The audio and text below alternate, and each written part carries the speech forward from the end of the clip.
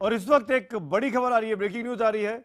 हम बात कर रहे हैं, ये मुलाकात एक बहाना है, भारत पाकिस्तान के बीच बातचीत कल होने वाली है, लेकिन इस बीच खबर आई है हमारे पास एलओसी पर पाकिस्तान की ओर से फायरिंग इस वक्त चल रही है, जिसमें बीएसएफ का एक जवान शहीद हुआ है। जी हाँ, एलओसी पर बारामूला सेक्टर पे एलओसी फायरिंग की खबर है, पाकिस्तान की तरफ से एक जवान जिसमें शहीद हुआ। ये इस वक्त की बड़ी खबर है, ब्रेकिंग न्यूज इस वक्त की। कल मुलाकात होनी है, बातचीत होनी है दोनों प्रधानमंत्रियों के बीच, नवाज शरीफ के बीच और नरेंद्र मोदी के बीच। उसके पहले ये बड़ी खबर थे, इस पूरे प्रोसेस को रोकने की एक कोशिश कहा जा रहा है। कुपवाड़ा जिले के नौगाम सेक्टर में पाकिस्तान ने युद्ध विराम का उल्लंघन किया, सीमा पार से गोलीबारी की, बीएसएफ का एक जवान जिसमें शहीद हुआ। पिछले एक हफ्ते के दौरान पाकिस्तानी सेना ने नौगाम सेक्टर में आज दूसरी बार युद्ध विराम का उल्लंघन किया है। और जानकारी के लिए मेरे साथ मेरे सहयोगी श्रीनगर से नसीर अहमद जुड़ रहे हैं। नसीर, क्या अपडेट है आपके पास? देखिए सुमित, जैसे आपने खुद भी कहा कि ये दूसरी बार आज पाकिस्तानी सेना की तरफ से युद्ध विराम का वोलेशन किया गया और दोबारा उसी पोस्ट पे जहां कुछ दिन पहले कुपवाड़ा जिले के नौगाम सेक्टर में बीएसएफ के पोस्ट को निशाना बनाया गया और सेना के मुताबिक ये अनप्रोवोक्ड फायरिंग की गई सीमा के उस पार से और एक बीएसएफ बंकर को निशाना बनाया गया, जिसमें एक बार फिर बीएसएफ का एक जवान शहीद हुआ। और कुछ दिन पहले ही इसी सेक्टर में पाकिस्तान ने फायरिंग करके एक और बीएसएफ के जवान को शहीद कर डाला था। और ये एक खबर ये है बेसिकली कि इस एरिया में जो सीज फायर वोलेशन है वो नहीं होती थी, लेकिन पिछले एक हफ्ते से ये दूसरी बार पाकिस्तानी सेना ने युद्ध विराम की वोलेशन करते हुए। चलिए नसीर, हम आपके साथ अपडेट लेते रहेंगे, यानी कि बातचीत शुरू हो उसके पहले रुकावट पैदा करने के तमाम वजह खड़ी होती जा रही हैं। हम आगे बढ़ेंगे, इस पर हम चर्चा भी करेंगे। कुछ खास मेहमान हिंदुस्तान और पाकिस्तान से एक साथ मेरे साथ होंगे, लेकिन इस वक्त का सवाल यही है कि ऐसे माहौल में क्या दोनों देशों के नेताओं की मुलाकात से कुछ भी हासिल होगा? फिर थोड़ी देर में एक बड़ी बहस, पहले ये रिपोर्ट देखते हैं। पीएम मोदी ब्रिक्स देशों के सम्मेलन के मद्देनजर रूस में हैं। वहां पाकिस्तान के प्रधानमंत्री नवाज शरीफ भी हैं और जब दोनों देश के नेता एक जगह पर हो तो दुनिया की निगाहें उनकी मुलाकात पर टिक जाती हैं। तो अब ये तय हो चुका है कि शुक्रवार को दोनों नेता मिलेंगे। सूत्रों का कहना है कि इस मुलाकात में पीएम मोदी दोनों देशों के बीच सौहार्दपूर्ण रिश्तों में बाधा बने आतंकवाद का मुद्दा भी जरूर उठाएंगे। Let us first talk and then I will talk with you. वैसे दोनों देशों के बीच तल्खी दूर करने की दिशा में कई अहम समझौते भी होने की संभावना है, जिसमें एक दूसरे के देश में बैंक खोलने, पाकिस्तान के कारोबारियों को 3 साल के लिए मल्टीपल एंट्री वीजा देने, हर बार पुलिस वेरिफिकेशन कराने की जरूरत खत्म करने और श्रीनगर मुजफ्फराबाद रूट और दिल्ली लाहौर रूट के बस यात्रियों को भी मल्टीपल एंट्री वीजा देने का ऐलान हो सकता है। तो एक दूसरे से मिल रहे हैं तो उसमें कोई अच्छी बात है, ये गुड थिंग टू डू, बहुत अच्छा स्टेप है ये। मिलने से तो बहुत बातें ठीक होती है, वेलकम स्टेप। इससे पहले पीएम मोदी की मुलाकात चीन के राष्ट्रपति शी जिनपिंग से भी हुई थी। इस मुलाकात की सबसे ज्यादा चर्चा इसलिए हुई क्योंकि इसमें भारत के गुनहगार लश्कर तैयबा के आतंकी जकीउर रहमान लखवी का भी जिक्र हुआ।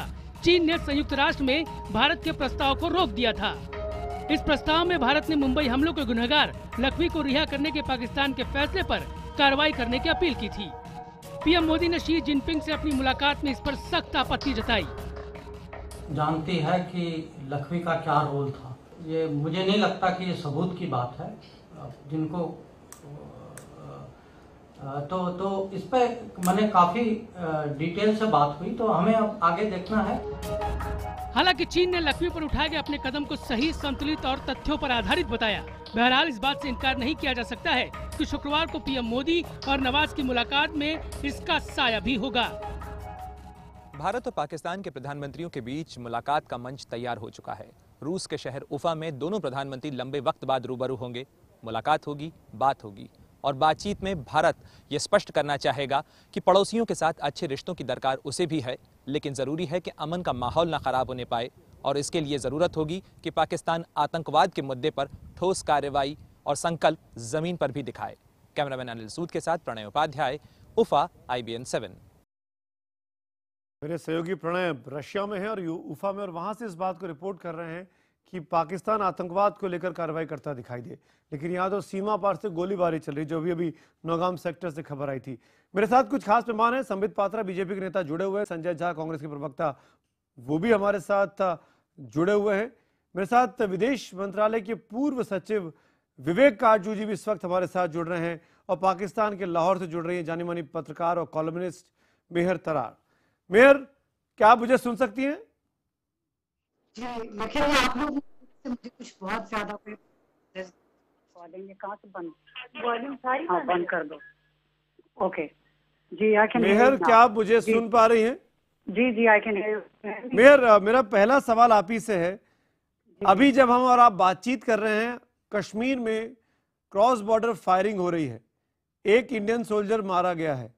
आपको उम्मीद है कल की बातचीत में कुछ निकलेगा या सिर्फ ये बहाना भर है? My condolences for the death of your soldier. I have said this repeatedly. I hope this comes to an end because I think policies पता नहीं किसकी हैं, but price soldiers pay करते हैं दोनों साइड पे हमेशा से, and I think that's very very tragic and it should come to an end. लेकिन हर दफा जब ऐसी कोई चीज होती है, ये assumption कि वो पाकिस्तान की तरफ से पहल की गई है, I think you should move beyond that now. पहले पूरी बात पता चल जाए, कहाँ से हुआ, किसने पहला फायर किया, आई थिंक उसके बाद you can pass the judgement के हुआ क्या। और दूसरी बात ये है कि ऑफ कोर्स दोनों प्राइम मिनिस्टर्स का मिलना बहुत अच्छी बात है, क्योंकि बात जब तक नहीं करेंगे तो simplistic as it may sound, how will things ever change. जब आप किसी के साथ बात करते हो तो फिर आप एटलीस्ट उसको कह तो सकते हो कि आप लोग ये क्या कर रहे हो और ये क्या कर रहे हो और ये क्या कर रहे हो, बट अगर आपने बात ही नहीं करनी तो फिर इवन जो अगर कोई कंप्लेंट है या कोई किसी चीज को कंडेम करना है या किसी चीज के बारे में आपने अपना पॉइंट ऑफ व्यू दूसरे को बताना है, अपना गुस्सा, अपना anger. You made your point. Vivek Katju ji, क्या ये फिलॉसफी ठीक है जो मेहर कह रही है कि बातचीत तो करनी ही पड़ेगी, बातचीत नहीं करोगे तो पॉइंट कैसे सामने रख पाओगे? देखिए, हमें मुख्य बात पे जाना चाहिए, और वो ये है कि पाकिस्तान की भारत नीति वहाँ के जनरल साहिबान तय करते हैं, वहाँ के प्रधानमंत्री नहीं करते हैं। तो नवाज शरीफ साहब से मिलने में कोई बुराई नहीं है, प्रधानमंत्री मिल रहे हैं वो ठीक है, पहले भी प्रधानमंत्री मिले हैं, मोदी जी भी नवाज शरीफ से मिले थे, लेकिन हमें अभी तक ये नहीं पता कि वहाँ के जो जनरल हैं राहल शरीफ साहब। जी, काटजू साहब से का कनेक्शन कट गया है, काटजू साहब से बात नहीं हो पा रही है। हम चाहेंगे काटजू साहब का कनेक्शन दोबारा लगे।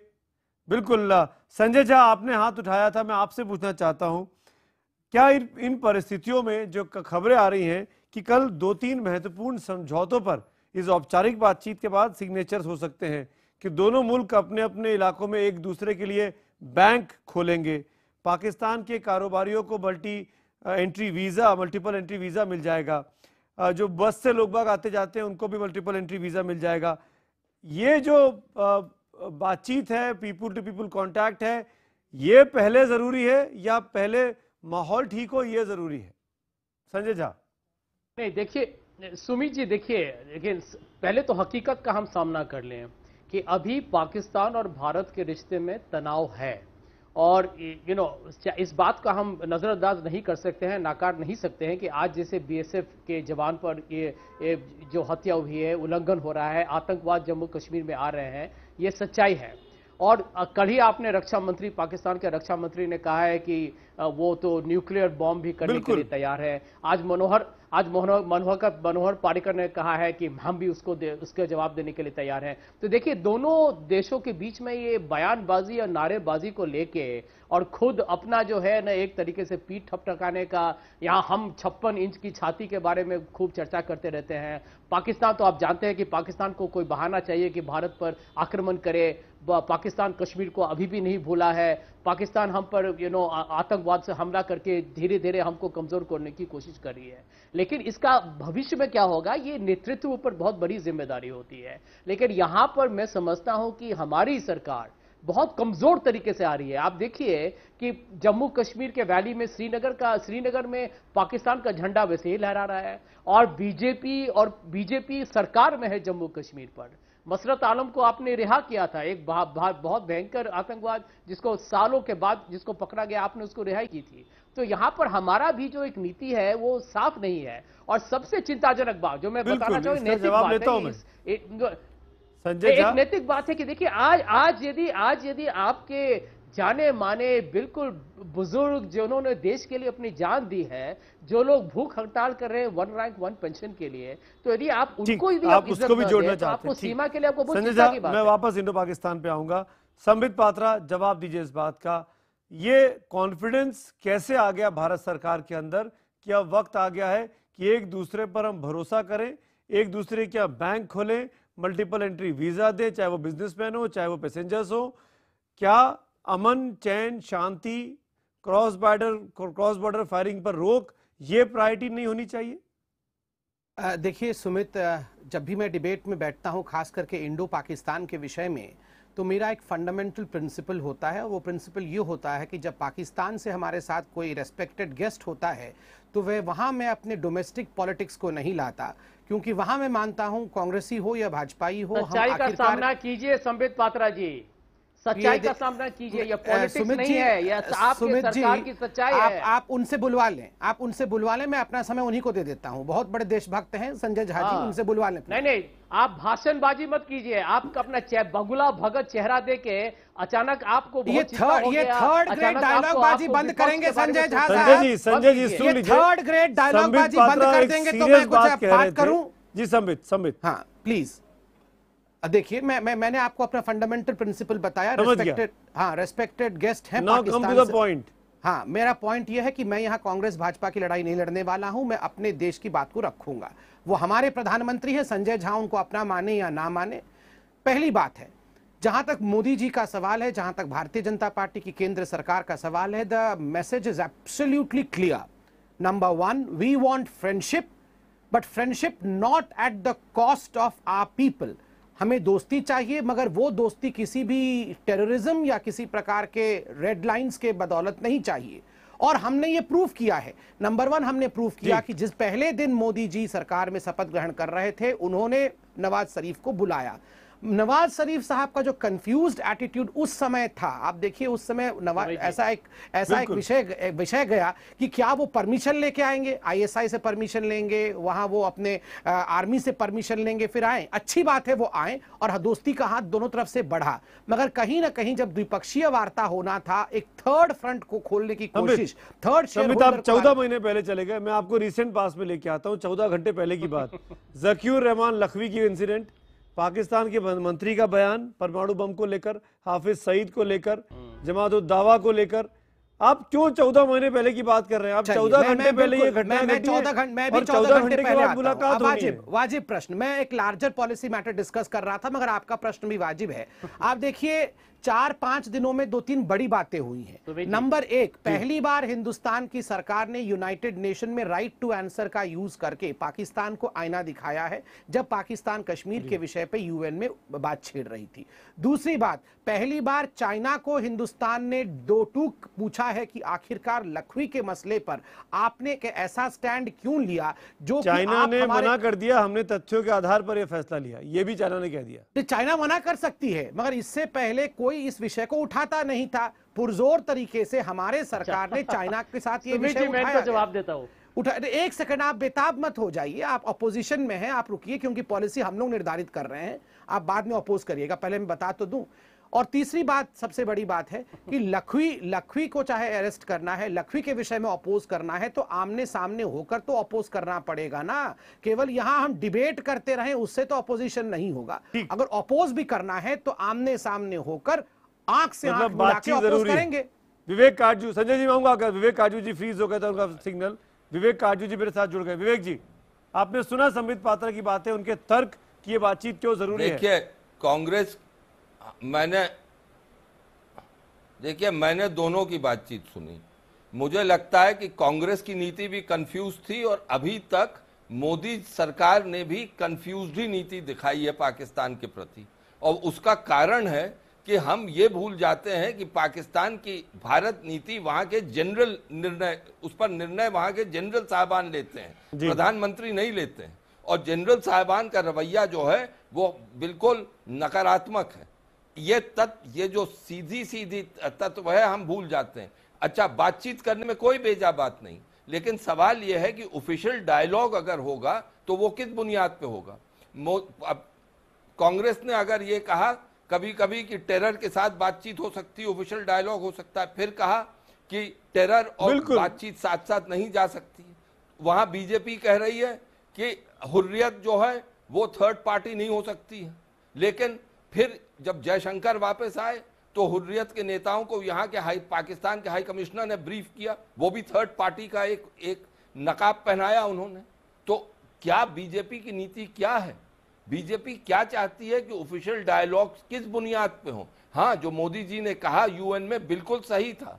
जो मोदी जी का निर्णय था कि अगर हुर्रियत को थर्ड पार्टी बनाने की कोशिश की गई तो पहले की सरकारों की नीति कुछ भी हो, अब ये नहीं मंजूर है, वो भी उचित थी। लेकिन उसके बाद जो पाकिस्तान को सिग्नल्स गए हैं वो बिल्कुल कंफ्यूज्ड हैं। और मेरा अनुरोध संबित पात्रा जी से यही होगा कि बीजेपी और सरकार की नीति स्पष्ट होनी चाहिए, जो अभी काजू जी आपकी बात से तो ऐसा लगता है, मेरा सवाल मेहर तारड़ से है कि पाकिस्तान की नीति कंफ्यूज नहीं है, इंडियन गवर्नमेंट की नीतियां कंफ्यूज है। पाकिस्तान में साफ है, जनरलों को तय करना है कब बातचीत करनी है, कब बातचीत नहीं करनी है। बिल्कुल ऐसी कोई बात नहीं। इन लोगों की बातें सुन के प्रॉब्लम ये है कि ये पॉलिटिकल पॉइंट स्कोरिंग का टाइम नहीं है, पॉलिटिकल पॉइंट स्कोरिंग का टाइम नहीं है। आपको पाकिस्तान के अंदरूनी हालात को देखना चाहिए कोई भी बात करने से पहले। यहाँ पे कोई जनरल, कोई पॉलिटिशियन इस पोजीशन में नहीं है कि वो पाकिस्तान के बाहर किसी किस्म की कोई बदमर्जी या हॉस्टिलिटी चाहते हो। It doesn't even make sense. Can you hear me?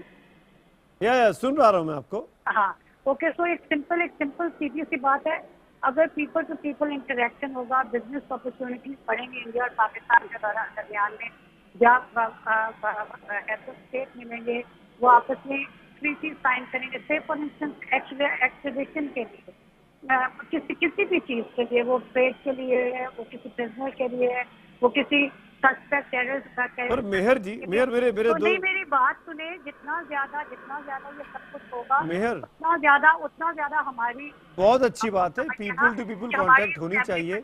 अब आप मेरी बात सुनिए, मेरा छोटा सा सवाल है। समझ रहे, अगर गवर्नमेंट कुछ करेंगी तो उसका सारा असर ट्रिकल डाउन। मेहर मेरे बहुत छोटे से सवाल है।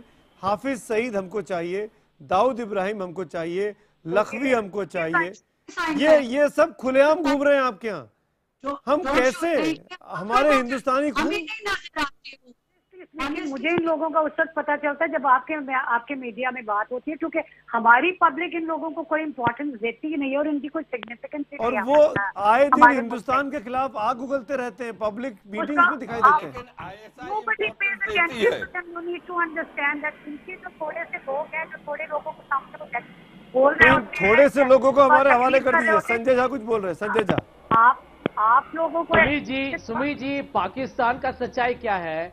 पाकिस्तान 26/11 को इतना भयंकर और दर्दनाक हमला भारत मुंबई में किया, आज भी वो सबूत, उनको सारे सबूत दिए गए हैं, वो सबूत मानने के लिए वो तैयार नहीं है। पाकिस्तान को तो यही सच्चाई है, चाहे उनके प्रवक्ता चाहे उनके प्रवक्ता जो भी बोले। दूसरी बात देखिए, हमारी कमजोरी क्या रही है। देखिए, अपने यदि हमको सच का सामना करना पड़ेगा। यहां बराक ओबामा आए थे रिपब्लिक डे को, मोदी जी बराक बोलते रहे। बराक ओबामा 1-2 दिन के अंदर अमेरिका पहुंचने के अंदर पाकिस्तान को 975 मिलियन का उन्होंने लोन दिया, पैसा 975 मिलियन पैसा, जिसे पाकिस्तान मिलिट्री और डिफेंस इक्विपमेंट खरीदे। और उनके दबाव में आके, अमेरिका के दबाव में आके हमने अपने फॉरेन सेक्रेटरी को सार्क के बहाने पाकिस्तान भेजा। तो देखिए, यदि आपकी विदेश नीति में आपकी खुद ही आजादी आप नहीं लाएंगे और आप दबाव में काम कर रहे हैं, तो मैं समझता हूं कि ये सरकार की ये सबसे बड़ी कमजोरी रही है। देखिए, अभी संजय झा जी कह रहे थे कि जब बराक ओबामा हिंदुस्तान आए तो मोदी जी बराक करते रहे और उसके कारण ये सब हुआ। देखिए, अगर पहले से ही मनमोहन सिंह जी सोनिया के बदले बराक या बाकी नाम ले लिए होते और सही प्रकार से विदेश नीति को चला रहे होते तो आज ऐसे नहीं होता। तथ्य पे बात कीजिए। नहीं, तथ्यों पे ही बात कर रहे हैं। आपके पास तथ्य होता तो मुझे भी ऐसी बात नहीं करनी पड़ती। देखिए, जवाब दीजिए ना। पात्रा जी जवाब दीजिए, आपके पास मैंने फैक्ट्स रखे हैं, आप जवाब दीजिए उसका। फैक्ट्स का सुनिए। आप देखिए जिस प्रकार से एक हार्ड हैंड के साथ रेड लाइंस ड्रॉ करते हुए पहली बार मोदी जी ने एक संदेश भेजा है कि आपको हम फ्रेंडशिप तो भेजते हैं मगर विद टर्म्स एंड कंडीशन। आप आतंकवाद को बढ़ावा नहीं देंगे, आप हुर्रियत जैसे संस्था के साथ किसी प्रकार की डीलिंग नहीं करेंगे आप हिंदुस्तान में आकर। और सुमित जी, इसका नतीजा ये हुआ है कि पहले तो पाकिस्तान के लोग जब भी हिंदुस्तान आते थे वो हुर्रियत से जरूर मिलते थे, और इस बार आप देखिए काटजू जी न्यूट्रल वॉइस है। नहीं, आप सवाल खड़े कर रहे हैं। देखिए मैं कुछ बोल दूं इस पे। सेरेमनी के आए क्या वो हुर्रियत सुमित जी, मैं एक शब्द कहना चाहता हूं। जी बोलिए काटजू जी। उस संबित जी वास्तविकता से दूर नहीं हटिए। मुझे ये यकीन है पूरा कि हमारी सरकार, मोदी सरकार अमेरिकी प्रेशर में काम नहीं करती है। विदेश नीति उन्होंने कभी भी कोई कदम अमेरिकी प्रेशर में नहीं लिया है। यहां संजय झा जी की जो असेसमेंट है वो गलत है, लेकिन मैं ये भी जानता हूं कि हुर्रियत की बात आप ना करें तो अच्छा है। हुर्रियत पे जितने कंफ्यूजिंग सिग्नल्स भाजपा ने दिए हैं वो रेड लाइन बनाई गई और रेड लाइन तोड़ दी गई। बिल्कुल, मेरा यही तो इस वक्त गिला है कि रेड लाइन अगर बनाई जाए तो उसको ऑब्जर्व करिए। आपको नहीं करना है, मुझे खेत के साथ जवाब दीजिए आप। मुझे वाइंड अप भी करना है। जो रेड लाइन बनी गई है उनको कभी नहीं तोड़ा गया है। पहली बार आप पूछिए काटजू साहब से भी, अगर बॉर्डर पे किसी प्रकार क्या बात आप कर रहे हैं? जयशंकर की संबित जी मेरी सुन लीजिए। जयशंकर की विजिट के बाद पाकिस्तान हाई कमिश्नर ने ब्रीफ किया या नहीं किया? वो रेड लाइन नहीं थी जो क्रॉस करी गई? हमने क्या किया?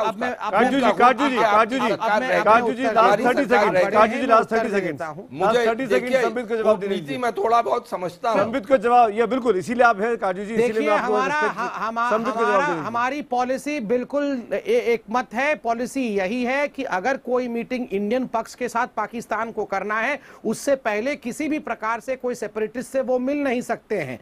और उनके हाई कमिश्नर उसके अलावा कब किससे मिलते हैं वो एक अलग विषय है, मगर अगर मीटिंग से पहले मैं माफी चाहता हूं वक्त की कमी है। संबित पात्रा, विवेक काटजू जी, मेहर तारड़, संजय झा, शुक्रिया।